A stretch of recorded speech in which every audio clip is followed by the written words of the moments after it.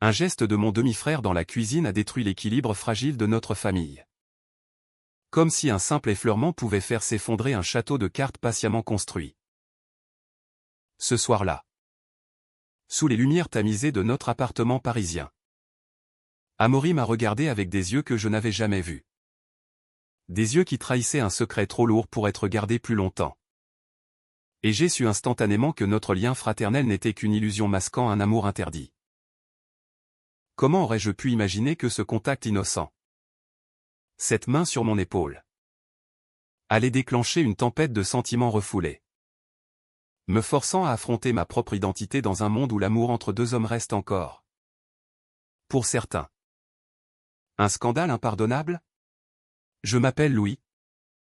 Et depuis que notre père a épousé la mère d'Amaury il y a 10 ans, nous avons partagé plus qu'une maison, des rires, des disputes, des secrets chuchotés dans la nuit. Amaury, avec son sourire espiègle et son tempérament fougueux, était devenu mon ombre, mon confident, mon tout. Mais ce geste, ce soir d'automne où les feuilles jaunies dansaient dehors sur les trottoirs de Montmartre, a tout changé. J'étais en train de préparer le dîner, hachant des oignons avec une précision mécanique pour masquer l'agitation qui bouillonnait en moi depuis des semaines. Amaury est entré, son manteau encore imprégné de l'humidité parisienne. Et sans un mot, il s'est approché. Sa main a frôlé mon dos, puis s'est attardée. Et dans ce silence chargé, j'ai senti son souffle contre ma nuque. Louis, a-t-il murmuré, sa voix tremblante comme une corde prête à rompre. Je ne peux plus faire semblant. Mon cœur s'est arrêté. Faire semblant de quoi? Avais-je mal interprété tous ces regards volés? Ces moments où nos mains se touchaient par accident lors des dîners familiaux? Non. Je le savais au fond de moi. Mais l'admettre signifiait plonger dans l'abîme. Amaury, mon demi-frère. Celui avec qui j'avais grandi en naviguant les rues étroites de Paris.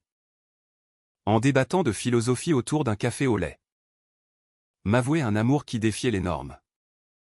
Les attentes. La société elle-même. Je me suis retourné, les yeux embués. Et j'ai vu dans les siens une vulnérabilité qui m'a terrassé. Amaury. Qu'est-ce que tu dis? Ai-je balbutié.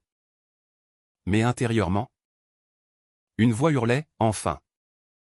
Il le dit. Enfin. Je ne suis plus seul avec ce poids. Cette nuit-là, nous n'avons pas dormi. Assis sur le balcon, enveloppés dans des couvertures contre le froid mordant. Nous avons parlé jusqu'à l'aube. Amaury m'a raconté comment il avait lutté contre ses sentiments depuis l'adolescence. Comment chaque fois que je sortais avec une fille pour masquer ma propre confusion, il sentait une jalousie dévorante le ronger. Je t'ai vu avec elle, Louis, et ça me tuait, a-t-il confessé, les larmes coulant librement sur ses joues. Moi, j'ai avoué mes propres tourments, les nuits blanches à me questionner sur mon attirance pour les hommes. Le déni constant pour plaire à notre père. Cet homme traditionnaliste qui voyait l'homosexualité comme une faiblesse. Notre famille. Recomposée avec tant d'efforts. Reposée sur des apparences, des dîners dominicaux parfaits. Des vacances en Provence où nous jouions les frères modèles. Mais sous cette façade, un océan de non-dits bouillonnait. Le lendemain, la réalité nous a rattrapés. Notre père, rentrant d'un voyage d'affaires, a remarqué notre fatigue. Nos regards fuyants. Qu'est-ce qui se passe entre vous deux? A-t-il demandé d'un ton suspicieux. Et Amaury, impulsif comme toujours, a failli tout avouer. J'ai intervenu, inventant une dispute futile sur un film vu la veille. Mais intérieurement, la peur me serrait la gorge. Et si notre père découvrait? Lui qui, lors d'un dîner arrosé, avait lancé des remarques homophobes voilées, affirmant que les vrais hommes ne se complaisent pas dans ces modes passagères. Amaury et moi. Nous étions piégés dans un tourbillon d'émotions, l'exaltation de l'amour naissant contrebalancée par la terreur de la perte. Les jours suivants ont été un mélange de joie clandestine et d'angoisse oppressante. Nous nous effleurions en secret. Nos conversations chargées d'une intimité nouvelle. Mais un soir, alors que je rentrais tard d'un cours à la Sorbonne, j'ai surpris Amaury au téléphone avec un ami. Je ne sais pas comment lui dire, disait-il. Mais Louis mérite mieux que cette vie cachée. Mon cœur s'est serré, méritais-je vraiment mieux? Ou étais-je trop lâche pour affronter le monde? Cette nuit-là, dans l'obscurité de ma chambre, je me suis interrogé, suis-je prêt à tout perdre pour lui? La réponse, terrifiante, était oui. Mais avec quelle douleur? Bientôt, les secrets ont commencé à fissurer notre bulle. Amaury, plus audacieux, voulait qu'on assume publiquement. Mais je freinais, hanté par l'image de notre famille brisée. Pense à notre mère. Lui ai-je dit un jour. Elle qui a tant souffert du divorce précédent. Amaury a répliqué avec passion, et nous? Louis? Qu'en pensons-nous à nous? Sa voix, pleine de reproches, m'a transpercé. Intérieurement, je me débattais, l'amour que je ressentais pour lui était pur, intense, mais teinté de culpabilité. Était-ce mal d'aimer son demi-frère? La société française, si progressiste en apparence, cachait encore des jugements sévères dans les coins sombres des conversations familiales. Un après-midi pluvieux, alors que nous marchions le long de la Seine, Amaury m'a pris la main. Un geste simple, mais dans ce Paris romantique, il m'a semblé révolutionnaire. Je t'aime, Louis, a-t-il déclaré. Et pour la première fois, j'ai répondu, moi aussi. Mais ce moment de paix a été éphémère. De retour à l'appartement, une lettre anonyme nous attendait, je sais ce que vous cachez. Attention à vos pas. Mon sang s'est glacé. Qui pouvait savoir? Un voisin? Un ami? La paranoïa s'est installée, empoisonnant nos jours. La lettre anonyme a ouvert une brèche dans notre relation naissante, transformant l'amour en un champ de mine où chaque mot pouvait exploser. Amaury, avec son tempérament ardent, voulait confronter le monde entier. Mais moi, Louis, je me repliais sur moi-même, hanté par des scénarios catastrophes qui me réveillaient en sueur la nuit. Comment cet inconnu avait-il percé notre secret? Était-ce un hasard? Ou quelqu'un de proche nous observait depuis le début? Je passais des heures à ruminer seul dans ma chambre, fixant le plafond craquelé de notre vieux appartement haussmannien. Amaury venait frapper à la porte. Sa voix étouffée par le bois, « Ouvre-moi. Louis. On ne peut pas laisser ça nous détruire. » Mais intérieurement, je me disais, et si c'est déjà détruit? Et si notre amour, si beau dans l'ombre, ne survivait pas à la lumière? Ma lâcheté me rongeait. Un poison lent qui sapait ma confiance. Amaury méritait quelqu'un de fort. Pas un homme comme moi, oscillant entre désir et peur. Un soir, lors d'un dîner familial tendu, notre père a annoncé une nouvelle qui a tout compliqué, il organisait une grande fête pour l'anniversaire de notre mère, invitant toute la famille élargie. Ce sera l'occasion de montrer notre unité, a-t-il dit avec un sourire forcé. Amaury et moi avons échangé un regard paniqué. Comment feindre la normalité quand chaque geste risquait de nous trahir? Cette nuit-là, Amaury s'est glissé dans ma chambre. Son corps chaud contre le mien dans l'obscurité. On s'en sortira, a-t-il murmuré. Mais sa voix tremblait. Je l'ai serré fort, pensant, pourvu que oui. Mais à quel prix? La préparation de la fête a amplifié nos tensions. Amaury, frustré par mon silence, a commencé à s'éloigner, passant plus de temps dehors avec des amis que je ne connaissais pas. Un jour, je l'ai confronté, « Où vas-tu comme ça ?» Il a haussé les épaules. Les yeux fuyants, « J'ai besoin d'air. » Louis. Ton indécision me tue. Ces mots m'ont poignardé. Indécision. C'était de la survie. Mais au fond, je savais qu'il avait raison. Mon amour pour lui était profond. Ancré dans des années de complicité. Mais entaché par la peur sociétale. En France, le mariage pour tous existait. Mais dans les cercles conservateurs comme le nôtre, l'acceptation était une façade fragile. Puis vint la trahison qui m'a brisé. En fouillant dans le téléphone d'Amaury, un acte que je regrette encore, j'ai découvert des messages avec un certain Julien. Un ami d'université. Viens ce soir. J'ai besoin de toi. Écrivait Amaury. Mon monde s'est effondré. Était-ce ça? Sa façon de gérer ma hésitation? Une vengeance mesquine? Je l'ai attendu dans le salon. Le cœur en miettes.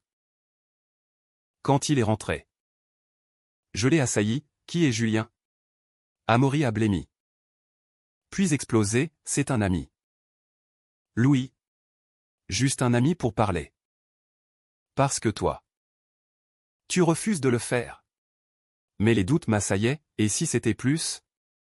Et si notre lien fraternel rendait tout cela impossible? Nous nous sommes disputés comme jamais. Des mots durs fusant comme des balles. Tu me fais mal? Amaury. Ai-je crié? Les larmes aux yeux. Il a répliqué, et toi? Tu me retiens prisonnier dans ce secret. La porte a claqué. Et il est parti. Seul. Je me suis effondré. Pensant à notre enfance, les balades à vélo dans les vignobles provençaux. Les rires partagés. Comment en étions-nous arrivés là? Mon amour pour lui était sincère. Mais la jalousie me consumait, me rendant irrationnel. Le lendemain, Amaury est revenu. Les yeux rougis. Julien n'est rien. Louis. C'est toi que j'aime. Nous nous sommes réconciliés dans un silence ému. Mais la graine du doute était plantée. La fête approchait. Et avec elle, un nouveau danger, notre oncle.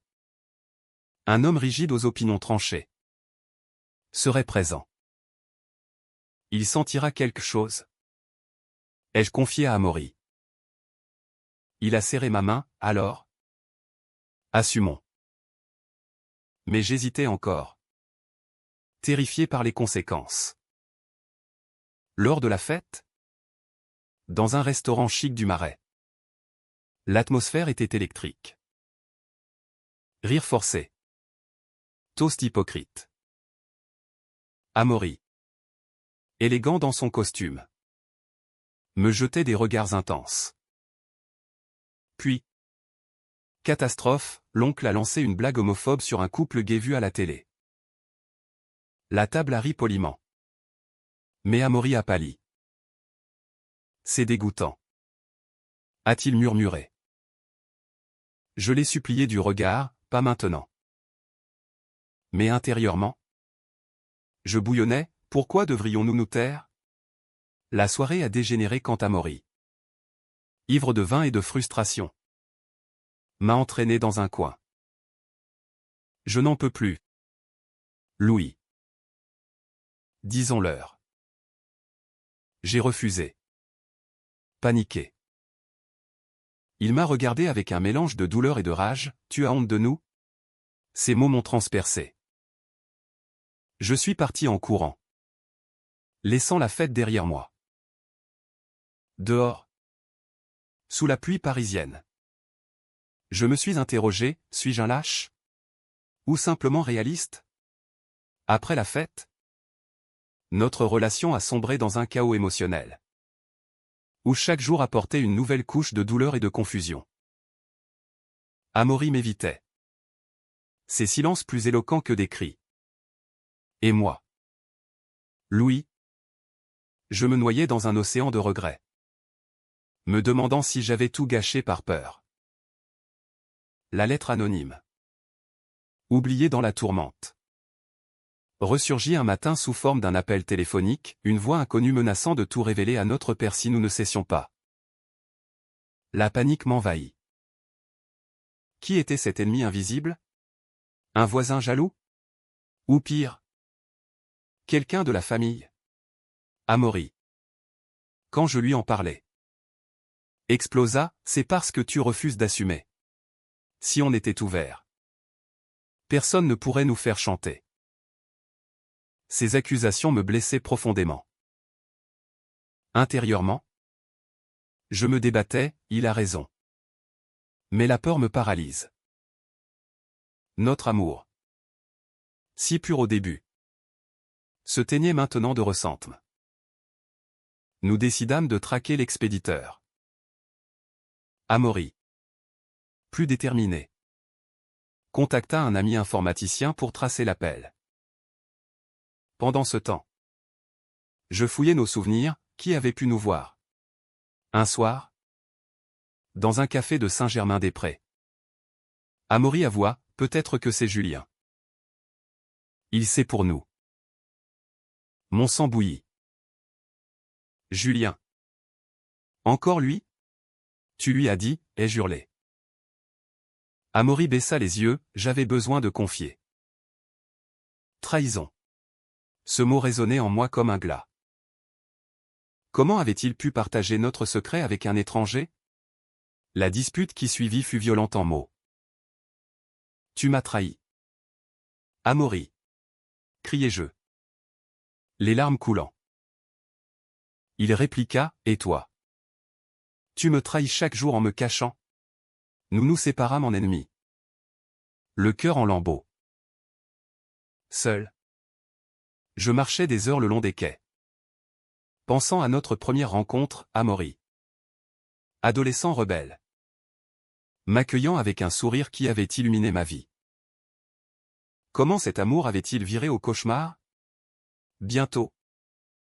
La vérité éclata, l'expéditeur était notre cousin. Motivé par une homophobie latente et une jalousie envers notre proximité. Amaury le confronta. Et dans une scène dramatique, il avoua tout. Vous déshonorez la famille. Cracha-t-il. Amaury, furieux, le chassa. Mais le mal était fait. Notre père apprit par ricochet. Et la confrontation fut inévitable. Il nous convoqua dans le salon. Son visage livide. Est-ce vrai? Demanda-t-il d'une voix brisée. Amaury, courageux, répondit, oui. Papa. Nous nous aimons. Moi. Muet. Je sentais le monde s'écrouler. Notre père explosa, c'est contre nature. Vous êtes frères. Les mots fusèrent. Blessants. Irrémédiables. Amaury défendit notre amour avec passion. Mais je restais silencieux. Terrifié. Intérieurement, je hurlais, dis quelque chose. Louis. Mais la peur l'emporta. Amaury me regarda avec déception, tu vois. Louis. Ton silence nous tue. Il partit, claquant la porte.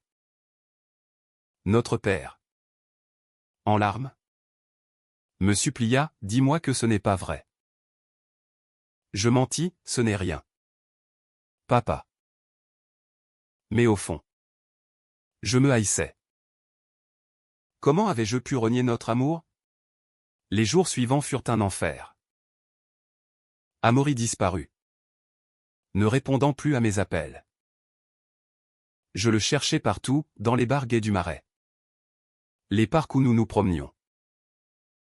Enfin, je le trouvai chez Julien. La jalousie m'aveugla, tu es avec lui? Amaury. Épuisé. Répondit, non. Louis. Juste un ami. Mais toi. Tu m'as abandonné devant papa. Ces mots me transpercèrent.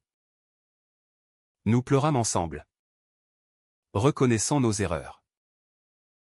Mais le pardon n'effaça pas les cicatrices. Notre relation, fragilisée, oscillait entre tendresse et reproche. Un soir, Amaury proposa, partons. Louis. Quittons Paris. Recommençons ailleurs. L'idée me terrifia, abandonner notre famille.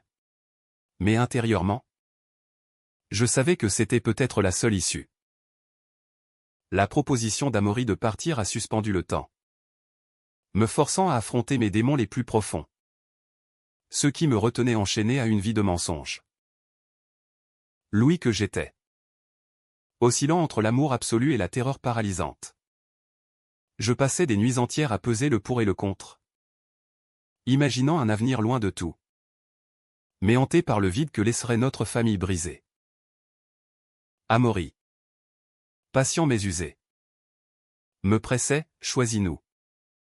Ou perds-nous. Intérieurement, un tourbillon m'agitait, et si partir signifiait la liberté? Ou la perte irrémédiable? Notre père. Depuis la confrontation, nous évitait? Son silence plus douloureux que des cris. Notre mère. Déchirée. Tentait de médier, je vous aime tous les deux. Mais comprenez sa douleur. Amaury. Rebelle. Refusait, sa douleur? Et la nôtre? Moi. Je me sentais coupable. Comme si notre amour était une malédiction. Un jour, une lettre de notre père arriva, je ne comprends pas. Mais je ne veux pas vous perdre. Parlons. Amaury la déchira, trop tard. Mais moi. J'hésitais. Peut-être y avait-il de l'espoir? Nous nous disputâmes encore, tu es faible. Louis. Cria-t-il. Blessé. Je répliquai, et toi? Égoïste. Pourtant. Au fond. Je l'admirais pour son courage. Puis vint le haut traou inattendu, Amaury disparut vraiment. Laissant une note, je pars seul. Rejoins-moi si tu m'aimes vraiment. Mon monde s'effondra. Paniqué. Je fouillai ses affaires. Découvrant un billet pour Nice. Il fuyait vers le sud. Vers la mer qui nous avait tant apaisés enfants. Sans réfléchir, je pris le train. Le cœur battant. À Nice, je le trouvai sur la promenade des Anglais. Fixant l'horizon. Amaury, criai-je. Il se tourna. Les yeux emplis de surprise et d'espoir. Tu es venu. Nous nous embrassâmes dans un moment de pure émotion. Oubliant le monde. Mais la réalité revint, et maintenant, demanda-t-il. Je répondis, ensemble. Où que ce soit. Nous passâmes des jours à Nice. Redécouvrant notre amour loin des jugements. Amaury avoua ses peurs, j'avais peur de te perdre à cause de ma impulsivité. Moi. Je confessai, et moi. De tout perdre par lâcheté. Notre lien se renforça. Teinté d'une maturité nouvelle. Mais le passé nous rattrapa, un appel de notre mère. annonçant que notre père était malade. Revenez. S'il vous plaît. Amaury hésita, c'est un piège? Mais intérieurement, je sentais le devoir, allons-y. Pour elle. De retour à Paris. L'hôpital devint le théâtre de notre réconciliation familiale. Notre père, affaibli, nous regarda, je vous ai mal jugé. L'amour est l'amour. Des larmes coulèrent. Amaury serra ma main, merci. Papa. Moi. Je pensais, enfin. La paix. Pourtant. Un dernier twist, Julien réapparut. Avouant avoir aidé notre cousin par jalousie. Amoureux d'Amaury. La trahison finale. Amaury. Furieux. Le rejeta, tu as failli tout détruire. Moi. Je pardonnais. Voyant en lui un homme brisé par l'amour non réciproque. Avec la guérison de notre père vint une aube nouvelle pour notre famille. Où les secrets enfouis cédaient la place à une acceptation fragile mais sincère. Amaury et moi. Louis. Nous nous tenions côte à côte dans cette épreuve. Notre amour émerge plus fort des tempêtes traversées. Un témoignage vivant que les liens du cœur transcendent les barrières imposées. Pourtant. Intérieurement. Je savais que le chemin serait long. Semé d'embûches sociétales. Mais pour la première fois. J'y croyais. Notre père. Sorti de l'hôpital. Organisa une réunion familiale intime. J'ai eu tort. Admis-il. La voix tremblante. Votre amour m'a forcé à voir au-delà de mes préjugés. Amaury. Ému. Répondit, ça compte beaucoup. Papa. Moi. Je serrai sa main sous la table. Pensant, c'est le début de la guérison. Les mois suivants.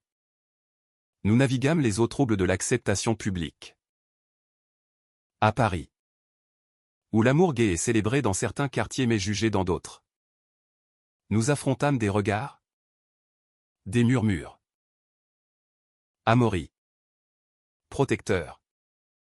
Me défendait, ignore-les. Louis. Mais intérieurement. Je luttais encore contre mes insécurités, suis-je digne de cet amour? Un soir. Lors d'une promenade au jardin des Tuileries. Amaury s'agenouilla, épouse-moi. Louis. Mon cœur explosa de joie. Oui. 1000 fois oui. Notre mariage. Simple et émouvant dans une mairie parisienne. C'est là notre engagement. Notre famille. Présente. Applaudit. Des larmes de joie coulant. Mais la vie n'est pas un conte de fées. Des défis persistèrent, des amis distants. Des tensions occasionnelles. Amaury et moi apprîmes à communiquer. À pardonner. Nous sommes plus forts ensemble. Disais-je souvent.